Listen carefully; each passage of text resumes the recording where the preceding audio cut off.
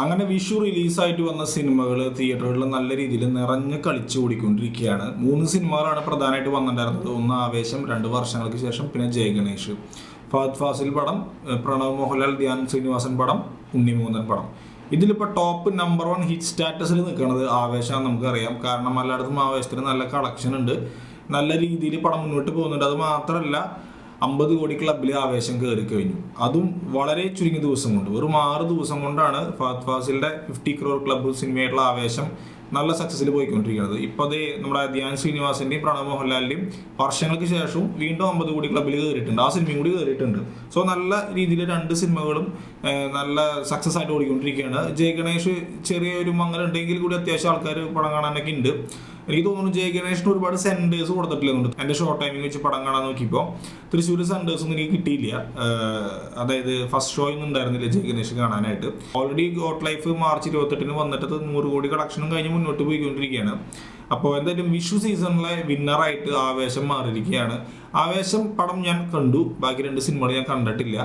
ആവേശം കണ്ടപ്പോൾ എനിക്ക് പേഴ്സണലി ഫീൽ ചെയ്തത്, എനിക്ക് രോമാഞ്ചത്തിന് ഫീൽ ചെയ്ത അതേ ഒരു ഫീൽ തന്നെയാണ്. എനിക്ക് ഒരു ഭയങ്കര സംഭവമായിട്ട് ആവേശം പടം ഫീൽ തോന്നിയില്ല. ഒരു ആവറേജ് ഒരു പടമായിട്ട് എനിക്ക് ഫീൽ ചെയ്തുള്ളൂ. ഭയങ്കര അഭിപ്രായങ്ങളുണ്ട്, ഓരോരുത്തരുടെ പേഴ്സണൽ അഭിപ്രായമാണ്. എല്ലാ അഭിപ്രായത്തിനും നമ്മൾ റെസ്പെക്ട് ചെയ്യണു. എങ്കിൽ കൂടിയിട്ട് എനിക്ക് ആവേശം ഒരു ആവറേജ് മൂവി ആയിട്ടാണ് തോന്നിയത്. അവിടെ ഇവിടെയും ചില സീനുകളൊക്കെ ചിരിക്കാനും കാര്യങ്ങളൊക്കെ വരും. പക്ഷെ കംപ്ലീറ്റ് ത്രൂ ഔട്ട് ചിരിച്ചുകൊണ്ട് തിയേറ്ററിൽ ഇരിക്കാം എന്ന് പറയുന്നതിനോട് എനിക്ക് വലിയ യോജിപ്പില്ല. അതെൻ്റെ പേഴ്സണൽ അഭിപ്രായമാണെന്ന് ഞാൻ പറഞ്ഞു. കാരണം ഈ സിനിമ 2 കാര്യം കൊണ്ടാണ് എനിക്ക് സ്പെഷ്യലായിട്ട് എനിക്ക് ഇഷ്ടം തോന്നിയത്. അത് പടം കണ്ടപ്പോൾ എനിക്ക് അങ്ങനെ തോന്നി. അത് ഒന്നാമത്തെ കാരണം എന്ന് പറയുന്നത് ഫഹദ് ഫാസിലിന്റെ സ്ക്രീൻ പ്രസൻസ് ആണ്. അന്യായ സ്ക്രീൻ പ്രസൻസ് ഉണ്ട് പുള്ളി. ഒരു ഷോ സ്റ്റീലർ എന്നൊക്കെ പറയില്ലേ, ആ ലെവലിലാണ് ഈ സിനിമനെ കൊണ്ടുപോകുന്നത്. മൊത്തം നമ്മുടെ ഫാഫയാണ്. ഫാഫയുടെ ഗെറ്റപ്പും ആ കോസ്റ്റ്യൂമും ആ ഓർണമെന്റ്സും ആ ഗാഡ്ജറ്റ്സും വേറെ ലെവല് ഫീൽ തന്നെയാണ് പടം കണ്ടുകൊണ്ടിരിക്കുമ്പോൾ കിട്ടുക. രണ്ടാമത്തെ കാര്യം എന്ന് പറയുന്നത് നമ്മുടെ സുഷിൻ ശ്യാമാണ്. പുള്ളി മനസ്സറിഞ്ഞ് മേലനങ്ങി ശരിക്കും ആവേശത്തിൽ പണിയെടുത്തിട്ടുണ്ട്. അതിൻ്റെ റിസൾട്ട് നമ്മൾ ആ പടത്തിൽ കാണുകയും ചെയ്യാം.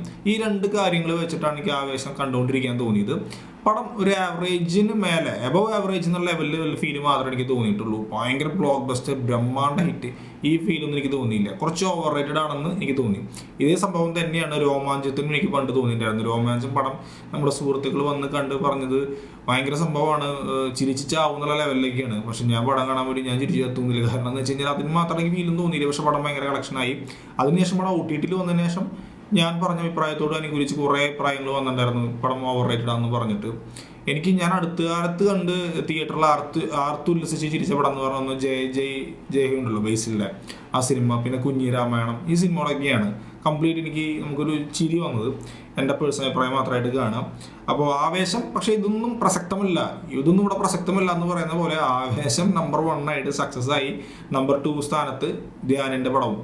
വർഷങ്ങൾക്ക് ശേഷം ഞാൻ പടം കണ്ടിട്ടില്ല, അതുകൊണ്ട് തന്നെ ആധികാരികമായിട്ട് നമുക്ക് പടത്തിനെ പറ്റിയിട്ട് പറയാനുള്ള ഒരു അധികാരം നമുക്കില്ല. നമ്മൾ പടം കാണേണ്ട അഭിപ്രായം പറയുന്നതിനോട് എനിക്ക് യോജിപ്പില്ല. പക്ഷെ നല്ല അഭിപ്രായമുണ്ട്. ഫാമിലീസ് എന്തായാലും കയറും. വിനീത് ശ്രീനിവാസൻ സിനിമയാണ്, കുറച്ച് പാസം ഉണ്ടെന്നൊക്കെ എല്ലാവരും പറയുന്നുണ്ടെങ്കിൽ കൂടിയിട്ട് ഫാമിലീസ് കാണാനായിട്ട് കുറച്ചും കൂടി പ്രിഫർ ചെയ്യാൻ എനിക്ക് തോന്നുന്നു. വർഷങ്ങൾക്ക് ശേഷമായിരിക്കും. പിന്നെ ജയഗണേഷ് എന്താണെന്ന് ചോദിച്ചു കഴിഞ്ഞാൽ എനിക്ക് തോന്നുന്നത് ഈ 2 വലിയ സിനിമകളുടെ കൂടെ ക്ലാഷ് റിലീസ് വന്നതാണോ എന്നൊരു ഡൗട്ട് ഉണ്ട്. പക്ഷെ കുഴപ്പമില്ലാത്ത അഭിപ്രായം പടത്തിലുണ്ട്. പക്ഷെ നമ്മൾ ആ മേപ്പടിയാനോ അതല്ലെങ്കിൽ മാളികപ്പുറത്തിനോ എക്സ്പെക്ട് ചെയ്ത പോലത്തെ ഒരു ഓഡിയൻസ് സപ്പോർട്ട് ഈ പടത്തിന് ഇല്ലയെന്ന് എനിക്ക് തോന്നുന്നു. സോ എന്താണെങ്കിലും മലയാള സിനിമയിൽ വീണ്ടും 50 കോടി എന്ന് പറഞ്ഞ ക്ലബിൽ സിനിമകൾ ഇങ്ങനെ കയറിക്കൊണ്ടിരിക്കുകയാണ്. ഗോട്ട് ലൈഫ് കയറി കഴിഞ്ഞ് ഇപ്പോൾ ആവേശം കയറി. ആടുജീവിതം 4 ദിവസം കൊണ്ടാണ് 50 കോടിയിൽ കയറിയത്. ലൂസിഫർ 4 ദിവസം കൊണ്ട്, കുറുപ്പ് 5 ദിവസം കൊണ്ട്, ഭീഷ്മറോ 6 ദിവസം കൊണ്ട്, ആവേശം 6 ദിവസം കൊണ്ട്. സോ എന്തായാലും നല്ലൊരു ബോക്സ് ഓഫീസ് സ്റ്റാർഡം പിടിച്ചുകൊണ്ട് ഫഹദ് മുന്നോട്ട് പോവാണ്.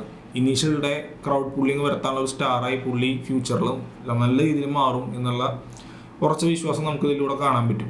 സോ ഇതാണ് ഇന്നത്തെ വീഡിയോ ഉള്ളത്. നിങ്ങൾക്ക് ഏത് സിനിമയാണ് കൂടുതൽ ഇഷ്ടമായി എന്നുള്ളതും ആവേശത്തിനെ പറ്റിയിട്ട് എൻ്റെ അഭിപ്രായം തന്നെയാണോ നിങ്ങളുടെ എന്നുള്ളതും വീഡിയോൻ്റെ താഴെ ഒന്ന് കമൻറ്റ് ചെയ്യുക.